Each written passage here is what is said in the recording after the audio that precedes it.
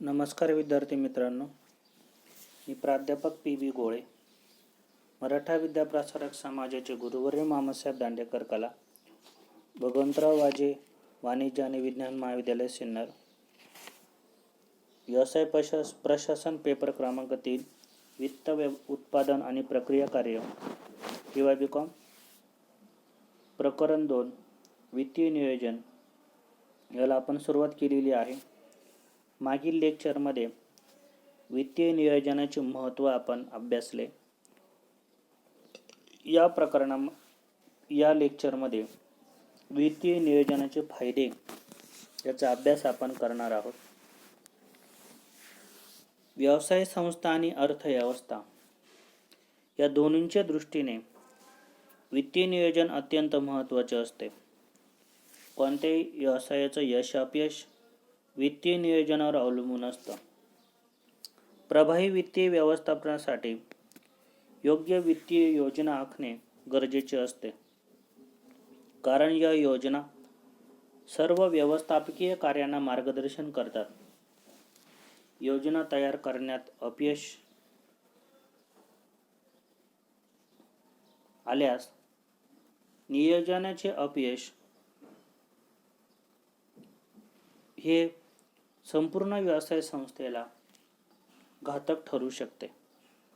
परंतु चांगलं वित्तीय नियोजन केल्यामुळे वित्तीय नियोजनाच्या माध्यमातून व्यवसायाला कोणते फायदे मिळतात हे आपण बघणार आहोत.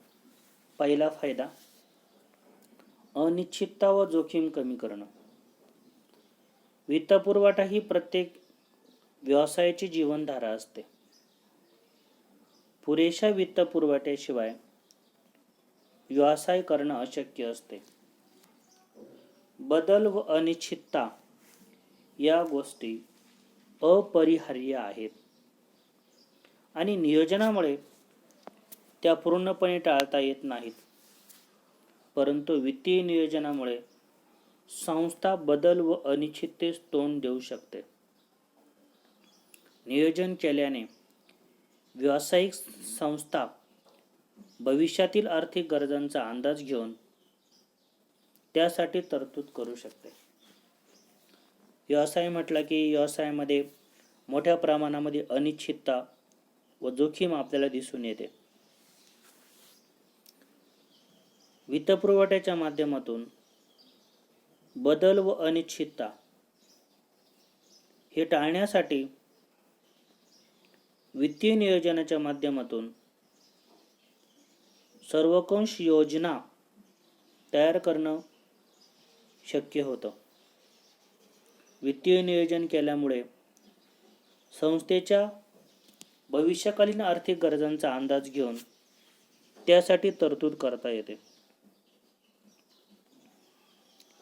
म्हणजे वित्तीय नियोजनाच्या माध्यमातून भविष्यामध्ये जी काही पैशाची गरज निर्माण होणार आहे, या गरजा पूर्ण करण्यासाठी आगाऊ योजना तयार करून ठेवल्या जातात. भविष्यकाळासाठी पूर्व अंदाज तयार करून निधींची उपलब्धता कशी करता येईल या संदर्भात अर्थ विभाग या ठिकाणी काम करत असतो. दुसरा फायदा आहे कामकाजास दिशा दाखवणं. वित्तीय नियोजनाच्या माध्यमातून व्यवसाय जो आहे ह्या व्यवसायाला भरकटण्यापासून वाचवलं जातं. निरर्थक क्रियांमधून जो व्यवसाय असेल याला परावृत्त करण्याचा प्रयत्न यामध्ये केला जातो. उपलब्ध साधन संपत्तीचा जास्तीत जास्त विनियोग करण्यासाठी नियोजन मानवी प्रयत्नांना दिशा दाखवतं. नियोजनामुळे संस्थेचं कामकाज व प्रक्रिया अर्थपूर्ण व पद्धतशीर होण्यास हातभार लागतो. म्हणजे वित्तीय नियोजनाच्या माध्यमातून व्यवसाय जो असतो त्या व्यवसायाला भरकटण्यापासून वाचवता येतं आणि ज्या क्रिया निरर्थक असतात, ज्या क्रिया केल्यामुळे व्यवसायाला फायदा होत नाही अशा क्रिया टाळल्या जातात. उपलब्ध साधन संपत्तीचा जास्तीत जास्त वापर करण्यासाठी जे नियोजन असतं हे मानवी प्रयत्नांना दिशा दाखवतं. नियोजनामुळे संस्थेचे कामकाज व प्रक्रिया अर्थपूर्ण झाल्यामुळे कामकाजाला योग्य दिशा मिळते व पद्धतशीरपणा व्यवसायामध्ये असल्यामुळे नियोजनाच्या माध्यमातून केलेली प्रत्येक कृती व्यवसायाच्या दृष्टीने फायदेशीर ठरते. तिसरा फायदा आहे जास्तीत जास्त नफा. वित्तीय नियोजनाचा मुख्य उद्देश म्हणजे जास्तीत जास्त नफा प्राप्त करणं. संस्थेला जास्तीत जास्त फायदा मिळवण्यासाठी निधीचा वापर केला जातो. वित्तीय नियोजन हे मुख्यतः निधीचं संकलन आणि त्याचा पुरेपूर उपयोग करून घेणं यांच्याशी संबंधित असतं. वित्तीय नियोजन केल्यामुळे भांडवलाचा अंदाज घेता येतो.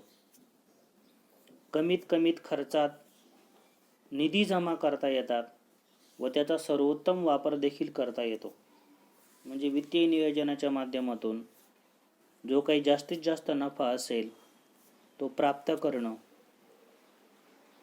संस्थेला जास्तीत जास्त फायदा मिळवून देण्यासाठी निधींचा योग्य वापर करणं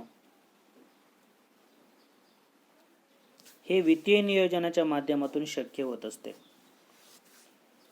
निधींचे संकलन करून त्याचा पुरेपूर उपयोग करून घेणं, भविष्यामध्ये येणाऱ्या भांडवलाचा अंदाज करणं, कमीत खर्चात निधी उपलब्ध करणं व निधींचा सर्वोत्तम कार्यासाठी वापर करणं, यामुळे व्यवसायाला जास्तीत जास्त नफा प्राप्त करून देण्यासाठी वित्तीय नियोजन हे महत्त्वाची भूमिका पार पाडताना आपल्याला दिसून येते. वित्तीय नियोजनाचा पुढील फायदा आहे निधींचा सातत्यपूर्ण पुरवठा. वित्तीय नियोजनामुळे निधींची सातत्यपूर्ण उपलब्धी शक्य होते.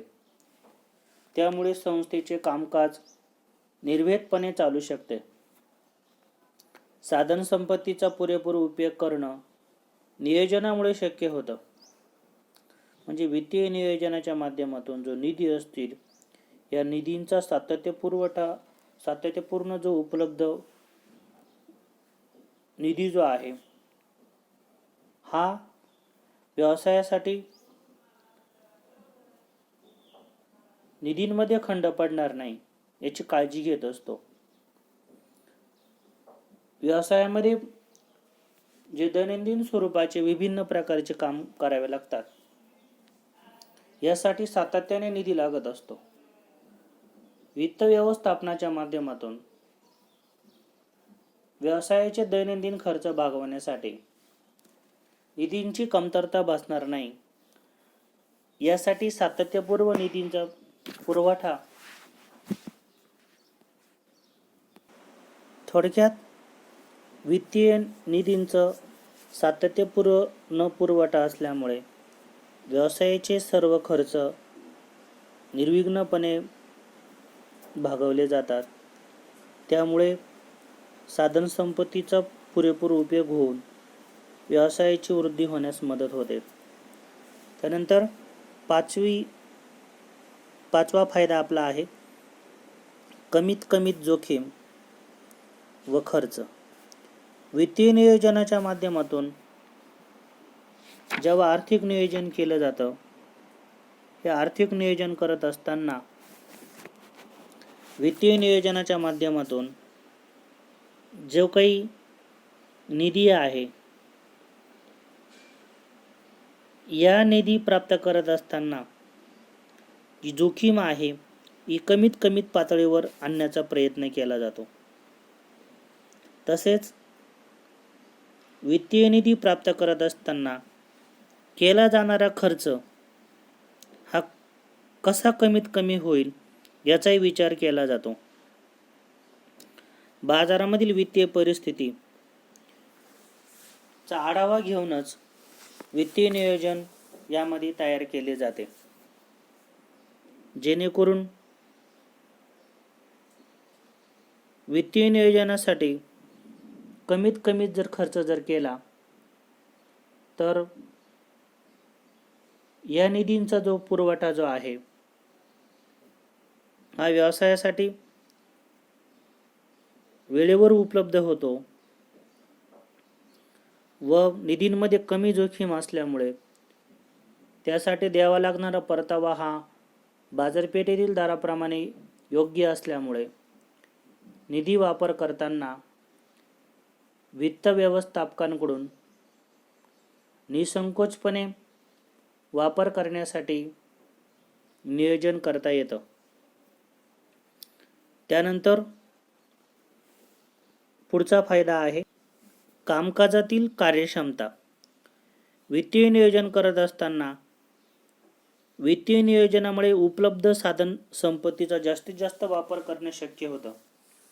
त्यामुळे खर्च कमी होऊन बचत देखील होते. संस्थेची स्पर्धात्मक ताकद वाढते. उत्पादकता वाढीस लागते व कार्यपूर्तीचं समाधान देखील लाभतं. नियोजनपूर्वक प्रयत्न नियोजनशून्य कृतीपेक्षा नेहमीच उपयुक्त ठरतो. अशा प्रकारे वित्तीय नियोजनामुळे संस्थेच्या परिणामकारकतेत सुधारणा होते. त्यामुळे वेळ, पैसा व प्रयत्न यांची बचत होताना दिसून येते. योग्य वित्तीय नियोजन असल्यामुळे संस्थेमध्ये काम करणारे जे विभाग आहे यांची कार्यक्षमता वाढीस लागते. कारण की मराठीमध्ये एक उक्ती आहे की यामध्ये असं म्हटलं जातं की सर्व नाटकं करता येतात पण पैशाचं नाटक करता येत नाही, वित्ताचं नाटक करता येत नाही. आणि व्यवसायामध्ये असणारे विविध विभाग यांना निधीची जेव्हा आवश्यकता असेल तेव्हा पुरेशा प्रमाणात निधी उपलब्ध झाल्यामुळे साहजिकच त्यांची कार्यक्षमता वाढीस लागते. जर आपल्याला विद्यार्थ्यांच्या बाबतीमध्ये देखील तुम्हाला अनुभव असेल की पालकांनी जर आपले आवश्यक खर्च, मी इथे या ठिकाणी आवश्यक खर्चच म्हणेन, हे वेळोवेळी शिक्षणाच्या बाबतीमध्ये जर भागवले तर आपल्याला अभ्यास करण्यासाठी प्रेरणा मिळते. सगळ्याच मिळते असं नाही, काहींना पैसे असून नसून प्रेरणा मिळत नाही. हा एक विनोदाचा भाग म्हणून मी तुम्हाला सांगितलं की यामध्ये जे व्यवसायामध्ये जे विभिन्न विभाग आहे यांना वेळीच निधी प्राप्त झाल्यामुळे या प्राप्त निधींच्या माध्यमातून त्यांचं कुठलंच कामकाज या ठिकाणी अडून पडत नाही. यासाठी त्यांना जे काही दैनंदिन खर्च आहे हे भागवण्यासाठी वित्तीय विभाग जो आहे यांच्याकडे वारंवार जावं लागत नाही. त्यामुळे त्यांचा पैसा, वेळ व प्रयत्न यांची बचत होते आणि त्यांच्या कामकाजातील कार्यक्षमता जी आहे ही वाढते. शेवटचा फायदा आहे नियंत्रण. वित्तीय नियोजनामुळे नियंत्रणासाठी निकष तयार होतात. उत्तम नियोजनामुळे संस्था जे काही घडणार यावर नियंत्रण ठेवू शकते. म्हणजे बाह्य घटकांकडून संस्थेचं नियंत्रण होत नाही.